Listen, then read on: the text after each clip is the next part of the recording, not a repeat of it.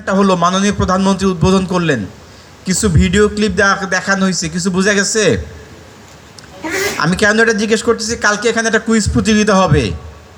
Quiz প্রতিযোগিতাটা আমরা কটার দিকে, 11টার দিকে এখানে হবে।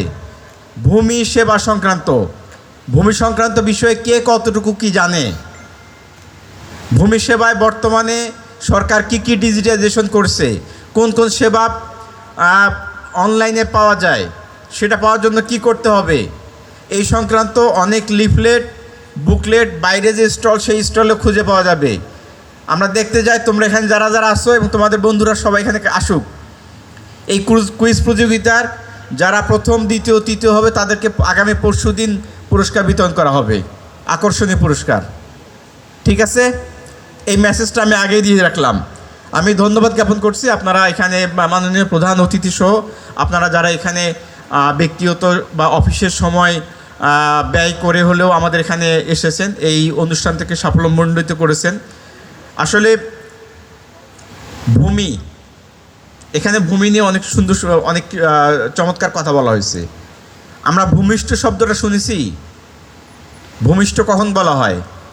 যে একটা শিশুর যখন জন্ম হয় তখন কি বলা হয়? ভূমিষ্ঠ। ভূমিষ্ঠ মানে কি? সে ভূমিতে পদার্পণ, এই পৃথিবীতে তার আগমন ঘটলো। এবং মৃত্যু যখন হয় একটা মানুষের, কবর দেওয়া হয় না? বেশিরভাগ ধর্মে কবর দেওয়া হয়, হয়তো দু একটা ধর্মে পোড়ানো হয়, বেশিরভাগ ধর্মে কবর দেওয়া হয়। আবারও তাকে ভূমিতে যেতে হচ্ছে। তার মানে এই যে জন্ম থেকে মৃত্যু পর্যন্ত তার ভূমির সাথে সংযোগ। এবং ভূমিটাই কিন্তু যুগ যুগ ধরে একটা মানুষের বেঁচে থাকার, তার সামাজিক অবস্থান, তার অধিকারের ক্ষেত্র।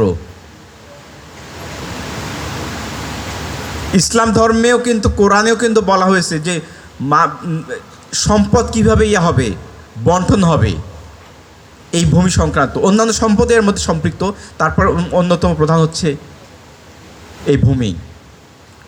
আমাদের ভূমি নিয়ে অভিযোগের শেষ নেই।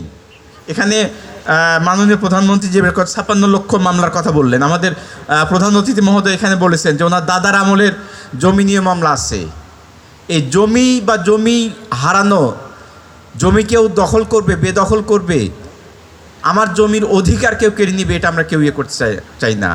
এখানে একজন সুন্দর বলেছেন যে মানুষ আপনজন মারা গেলে হয়তো 6 মাসের মধ্যে শোক ভুলে যায়, কিন্তু আমার জমিটা কেউ মানে অবৈধভাবে জোর দখল করছে, সেটা আমরা কোনোদিন ভুলে যেতে পারি না।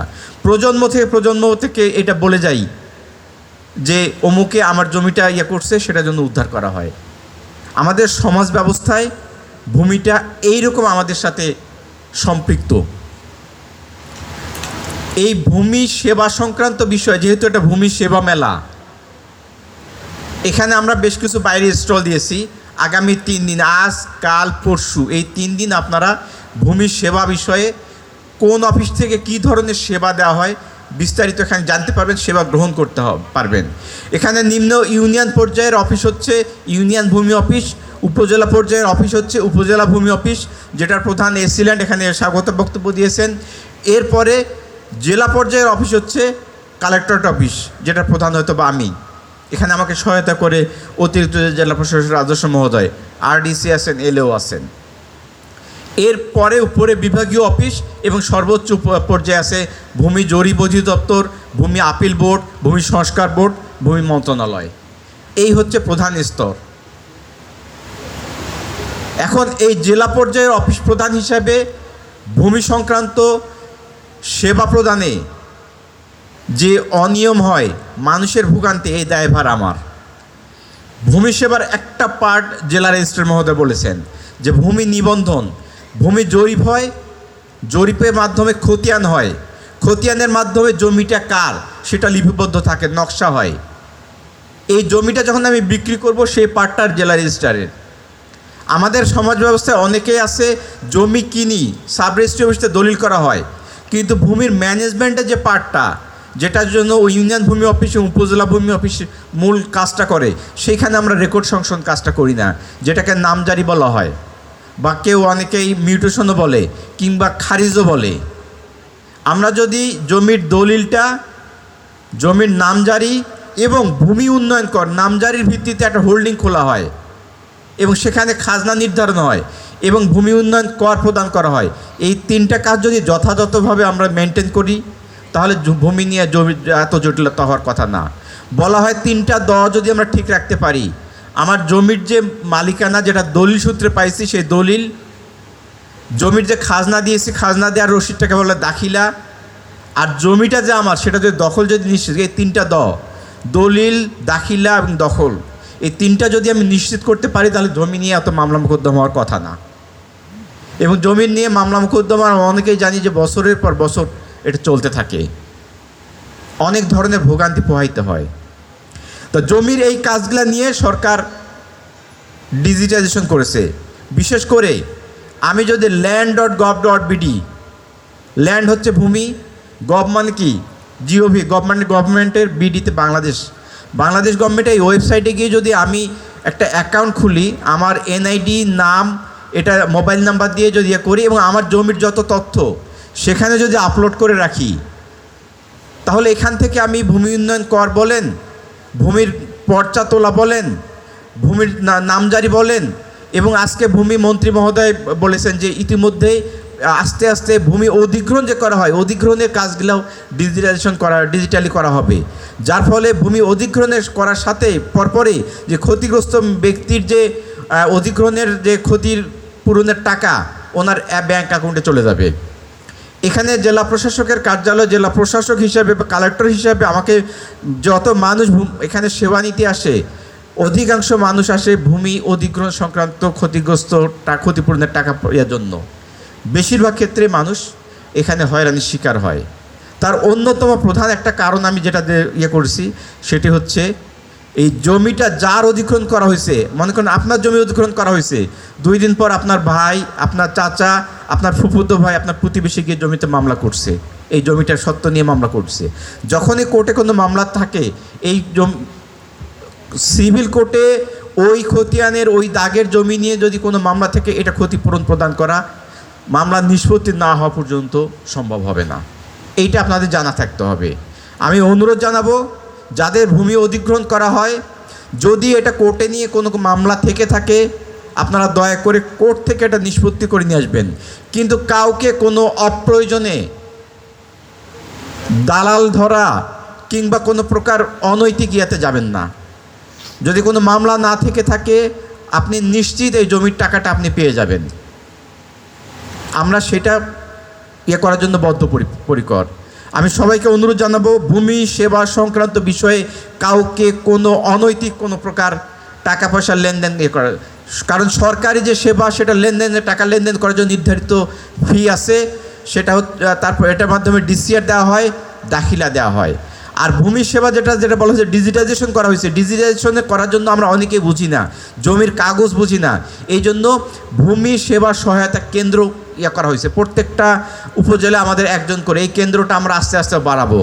সেখানে ভূমি সেবা গ্রহণের জন্য আপনি আবেদন করতে পারেন না, কিভাবে মিউটেশন করতে হবে, কী কী কাগজ লাগতে হবে, অনলাইনে কোথায় যেতে হবে, কিভাবে কাগজপত্র সংযুক্তি দিতে হবে, কীভাবে সাবমিট করতে হবে, একটা নির্ধারিত ফি এর বিনিময়ে এই আবেদনটা করার সুযোগ আছে।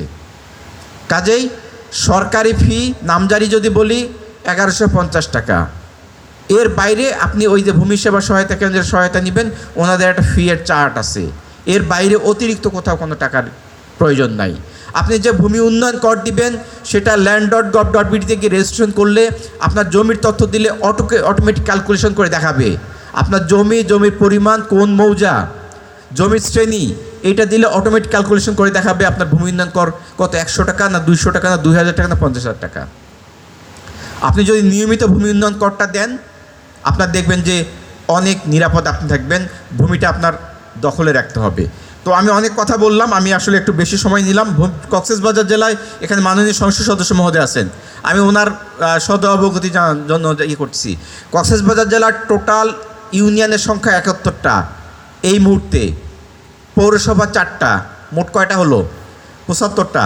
সাধারণত প্রত্যেকটা ইউনিয়নে একটা করে ভূমি অফিস থাকার কথা, মোট কথা 75টা ইউনিয়ন ভূমি অফিস হওয়ার কথা। কক্সবাজার জেলায় মোট ইউনিয়ন ভূমি অফিসের সংখ্যা মাত্র 23টা। এই প্রত্যেকটা অফিসে একজন ভূমি সহকারী আর একজন উপসহকারী থাকার কথা, যেটাকে আমরা বলি তহসিলদার, সহকারী তহসিলদার। আমার সাকুল্যে 23 জন লোকও নাই, মানে 23 গুণা 46 জন থাকার কথা, এখন 23 জন লোকও নাই। একই ব্যক্তিকে 2টা অফিসের দায়িত্ব দিতে হচ্ছে, যার ফলে নাগরিক হয়রানি, ভোগান্তি এগুলো বাড়তেছে। আমরা চেষ্টা করতেছি সরকারের মাধ্যমে এই নতুন জনবল পদায়ন করার জন্য। এই ব্যাপারে আমি মাননীয় সংসদ সদস্যদের বিনীত অনুরোধ জানাবো, এখানে নতুন ভূমি অফিস সৃজন করার জন্য ওনাদের দিক থেকে ওনারা চেষ্টা করবো। আমরা ভূমি মন্ত্রণালয়কে লিখেছি। আমি এখানে সাংবাদিক ভাইরা আছে, আমি ওনাদেরকে অনুরোধ জানাবো ভূমি মেলা সম্পর্কে, ভূমি সেবা সপ্তাহ সম্পর্কে এবং ভূমির সেবা সম্পর্কে মানুষকে আমরা যত বেশি সচেতন করতে পারবো, তত মানুষ দুর্নীতিভুক্তভাবে সহজে ভূমি সেবা পেতে পারবে। যদি কোথাও কোনো প্রয়োজনে ব্যত্যয় হয়, আজকে দেখছেন আপনারা মাননীয় প্রধানমন্ত্রী একটি অভিযোগ ব্যবস্থাপনা নতুন ওয়েবসাইট সফটওয়্যার চালু করলেন। এর মাধ্যমে হোক কিংবা আমাদের উপজেলা পর্যায়ে উপজেলা নির্বাহী অফিসার আছেন, সহকারী কমিশনার ভূমি আছেন, অতিরিক্ত জেলা প্রশাসক রাজস্ব আছেন, জেলা প্রশাসক আছেন, আপনারা যার যার এই স্তরে আপনারা এই অভিযোগ করার আপনাদের সুযোগ আছে। তো আজকের এই আলোচনা সভায়, এই উদ্বোধনী অনুষ্ঠানে আপনারা সকলেই যারা উপস্থিত হয়েছেন, সকলের প্রতি অশেষ ধন্যবাদ এবং কৃতজ্ঞতা জানিয়ে আপনার ভূমি, আপনার অধিকার, সেটা নিরাপদ রাখুন, সহজেই ভূমির সেবা নিন, এই প্রত্যাশা ব্যক্ত করে আপনাদের সুস্থতা কামনা করে আমি আজকে আমার এই বক্তব্য এখানে শেষ করছি। সবাইকে ধন্যবাদ। আসসালামু আলাইকুম।